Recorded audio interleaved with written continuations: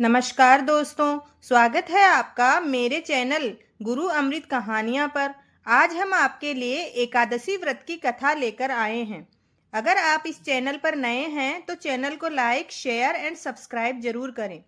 प्राचीन काल में सरस्वती नदी के तट पर भद्रावती नाम की एक नगरी थी। उसमें द्युतिमान नामक चंद्रवंशी राजा राज करता था। वहाँ एक धन धान्य से संपन्न व पुण्यवान धनपाल नामक वैश्य भी रहता है। वह अत्यंत धर्मालु और विष्णु भक्त था।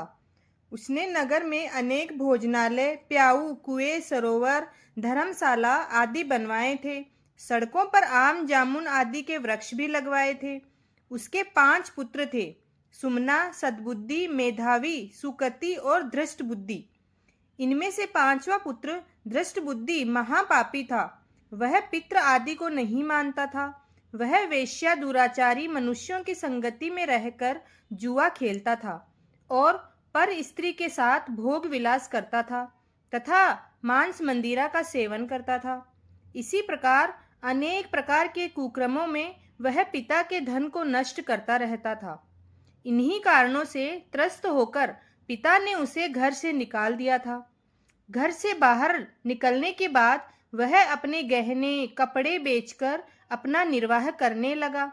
जब सब कुछ नष्ट हो गया तो वेश्या और दुराचारी साथियों ने उसका साथ छोड़ दिया। अब वह भूख प्यास से अति दुखी रहने लगा। कोई सहारा नहीं था। इस वजह से वह चोरी करना सीख गया। एक बार वह पकड़ा गया तो वेश्या का पुत्र जानकर चेतावनी देकर छोड़ दिया गया, मगर दूसरी बार फिर पकड़ में आ गया। राजा ने इस बार उसे कारागार में डाल दिया। कारागार में उसे अत्यंत दुख दिए गए। बाद में राजा ने उसे नगरी से निकाल दिया। वह नगरी से निकलकर वन में चला गया। वहां वन्य पशु पक्षियों को मारकर खाने लगा। कुछ समय पश्चात वह बहेलिया बन गया और धनुष बाण लेकर पशु पक्षियों को मार मार कर खाने लगा। एक दिन भूख प्यास से व्यथित होकर वह खाने की तलाश में घूम रहा था। घूमता घूमता कौंडिन्य ऋषि के आश्रम में पहुंच गया। उस समय ऋषि गंगा स्नान करने आ रहे थे। उनके भीगे वस्त्रों के छींटे उस पर पड़ने से उसे कुछ सद्बुद्धि प्राप्त हुई। वह कौंडिन्य मुनि से हाथ जोड़कर कहने लगा, हे मुनिवर, मैंने जीवन में बहुत पाप किए हैं। आप इन पापों से छूटने का कोई साधारण और बिना धन खर्च किए ऐसा कोई उपाय बताइए।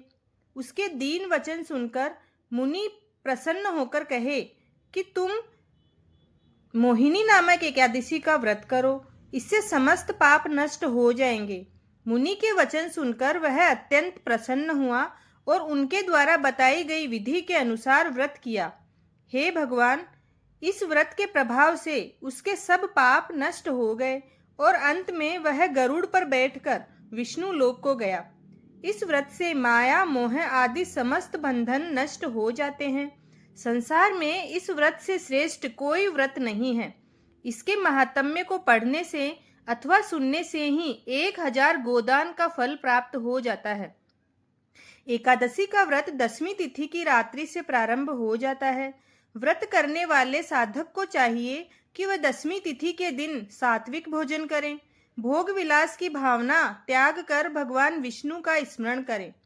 एकादशी के दिन ब्रह्म मुहूर्त में प्रातः जाग कर नित्य क्रम स्नान आदि से निवृत्त होकर भगवान के समक्ष व्रत का संकल्प लें। मंदिर अथवा पूजा स्थल पर बैठकर पूजा की चौकी पर भगवान श्री विष्णु की प्रतिमा स्थापित करें। भगवान को पवित्र स्नान कराएं। तत्पश्चात भगवान का विधि विधान से पूजन करें और चंदन, अक्षत, जौ, पंचामृत, पुष्प, धूप, दीप, नैवेद्य और फल आदि भगवान के चरणों में अर्पित करें। विष्णु सहस्त्र नाम का पाठ करें और एकादशी की व्रत कथा पढ़ें। आरती करके पूजन अर्चन के समय किसी भी प्रकार की भूल के लिए क्षमा याचना करें। तत्पश्चात साष्टांग प्रणाम कर पूजा समाप्त करें। एकादशी के दिन श्रीमद् भागवत गीता का पाठ करना बहुत शुभ माना जाता है। संपूर्ण दिन भर व्रत के नियमों का पालन करें और अगले दिन द्वादशी को शुभ मुहूर्त में व्रत का पारण करें। एकादशी के दिन भगवान श्री विष्णु की आराधना करने से जहाँ सुख समृद्धि बढ़ती है, वहीं शाश्वत शांति भी प्राप्त होती है। अतः व्रत उपवास रखकर माया के बंधन से मुक्त होने के लिए एकादशी बहुत लाभदायी है। संसार में आकर मनुष्य केवल प्रारब्ध का भोग ही नहीं भोगता, अपितु वर्तमान को भक्ति और आराधना से जोड़कर सुखद भविष्य का निर्माण भी करता है। एकादशी व्रत का महात्म्य भी हमें इसी बात की ओर संकेत करता है। एकादशी व्रत समस्त पापों को क्षय करता है तथा व्यक्ति के आकर्षण प्रभाव में वृद्धि करता है। इस व्रत को करने से मनुष्य को समाज, परिवार तथा देश में ख्याति, प्रतिष्ठा प्राप्त होती है।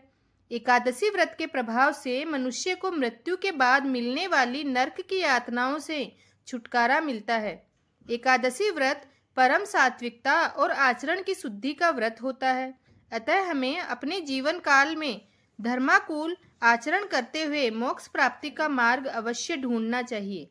अगर आपको ये कहानी पसंद आई हो तो चैनल को लाइक, शेयर एंड सब्सक्राइब जरूर करें। धन्यवाद।